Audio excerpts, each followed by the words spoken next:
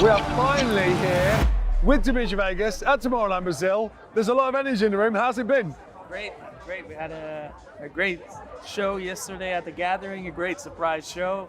I just finished at the Smash the House stage, which was insane, and now I'm counting the time for the main stage. So it's been a bit up and down and a bit crazy, but we're in Brazil. You expect that, right? Yeah, it's been a roller coaster. In a very good way though now, right? Yeah, Looking backwards, because you can look backwards, right? So yeah, like yesterday was very spontaneous. Also the back-to-back with Steve was a lot of fun. And now 2 shows in one day, it kinda, I was challenged to to make 2 completely different shows. Yep. So it's been fun. you mentioned Smash the House. There's a lot of energy around the label right now. A lot of I spoke to Pontifex earlier on, and he's excited. And there's lots of others. How much are your hands in that right now? I try to be very active. Apart from our own music, also signing new music, signing new artists.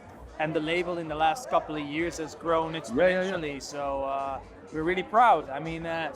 We started it in 2010. And now it's a company with 30 people working there. So it's great. I was at Brassa earlier on. It says "Smash the Burger." Oh, well, I need to have a chat about that. Maybe it's a range. We're talking. It's quite cold here. It's only you had a fashion range to keep you warm. It's crazy.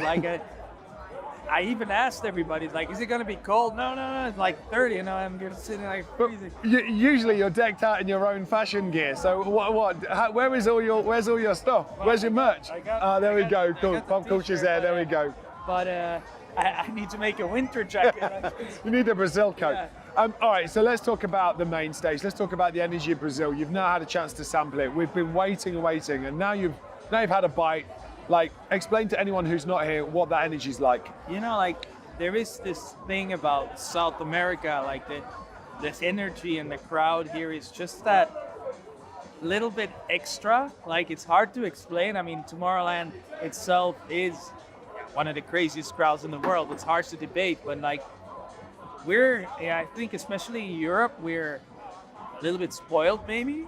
I don't know what it is. Maybe it's that. And here there's that extra bit of, oh my God, Tomorrowland's here, and at the Smash the House stage, the energy there was unreal. I like what you said about Europe actually, because we'd get a train or we'd just go and get on a coach, and it would be there. You know what I mean? When you get here, you've got to work to get here. You've got to travel, so it means more. Yeah, is that right? Yeah, or it could also be maybe history also a bit. From the 90s in Europe, we're used to seeing big DJs because, most of them originate from Europe. The big electronic music festivals mainly originated in Europe and in the States. In Belgium. I still, especially Tomorrowland changed the game in Europe, because pre-Tomorrowland, when you used to play a festival in Belgium and Holland especially, everybody's kind of doing their own thing. Nobody really gave a fuck who was playing. They liked the music, but it's not that the attention was really situated towards the DJ. It was more the music and the atmosphere, and everybody was in their own little groups. When I used to go to Thunderdome or Hardcore Overdrives, when I was 16, 17, I can't even remember at a certain point being in front of the DJ booth and actually looking at the DJ, me a little bit, because obviously I was a DJ and I was interested in the DJing, but it was very different. You're just walking around in this whole adventure, and then Tomorrowland came and the whole electronic music boom came, and all of a sudden the DJ became a performer. And it wasn't only about the music, it was also about the artist. And I think in Latin America mostly, they started getting into electronic music when that was in that transition, yeah. So for them, it's what the reality is focus on the DJ, get the maximum out of the show.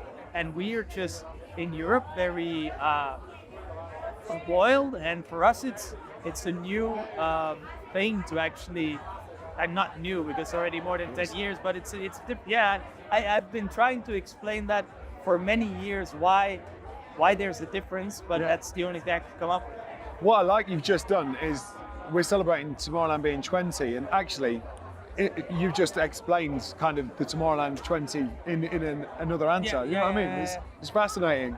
I'm going to speak to you a lot more over the coming months about Tomorrowland 20, but that's a really nice starting point.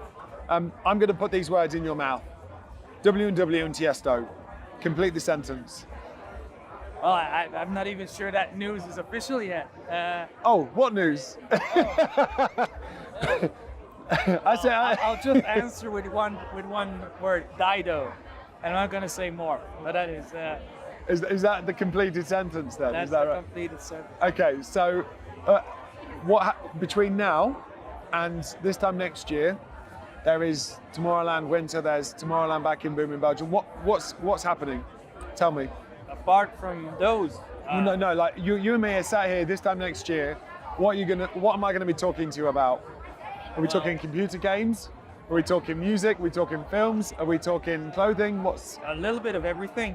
Yeah, I got a Christmas movie coming out. I got a part in a Christmas horror movie. I was going to say you are not going to pass off as Father Christmas. No. It's a horror version of It's a Wonderful Life. No way. It's called It's a Wonderful Night, and it's a fun horror movie. It's going to be out in a couple of weeks, and yeah, what we were talking about before, that song.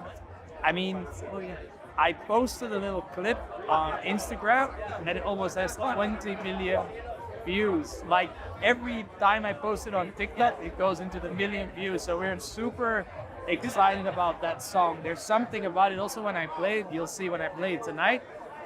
I'm already confident that the reaction is gonna be like I played it at the Smash the House, and everywhere I play it, it's insane. So are we talking 2024 or? No, it'll be out next month. Okay, that's If exciting. all goes well, it'll be out. Why not then just pretend that we're playing it and introduce it for us? It's easier, right? Than me asking you in a month. Okay, this is Dimitri Vegas and Like Mike, Tiesto, Didos, W&W. Thank you. Perfect. Is there anything that we've not spoken about that we needed to talk about? I don't know. No, I think there's a lot boiling. I mean, we're working on the album. The album should be out before summer next year. This is your 90s album, yeah? I mean, I feel like I'm going back to my roots, and I'm enjoying it so much. I imagine. Yeah, I got more than 1,000 records at home, and I just kind of feel now like I just pick and choose, like, oh, I can do this one again, I can do this one again. Like, it's just like the sound that resonates today is the sound that made me fall in love with electronic music. So I feel very at home, and we are having more fun than ever. I've got to say, we've been around the festival today speaking to a lot of the people that have been arriving, and I've asked everyone, who are you most excited to see? And this is people from Chile, from Uruguay, from Peru, from Brazil, from Argentina. Everyone, just so you know, everyone said Dimitri Vegas like Mike. Oh, that's it. The pressure is on. And yeah, it's we've always had a great connection with South America. I think it's also when everybody was really focusing on the States. We were also focusing on the States, but we were one of the first to really focus on this part of the world, and we've had some great times here, and I'm super grateful for all the love and support we get here. So I'm very eager tonight to bring our new sound to the main stage. Amazing. Because they never heard it here. So yeah, It's true. I'm going to end it there because we could carry on, but Dimi, it's always a pleasure. And it's I'll see you at Tomorrowland Winter, I think. definitely with a warmer With a jacket.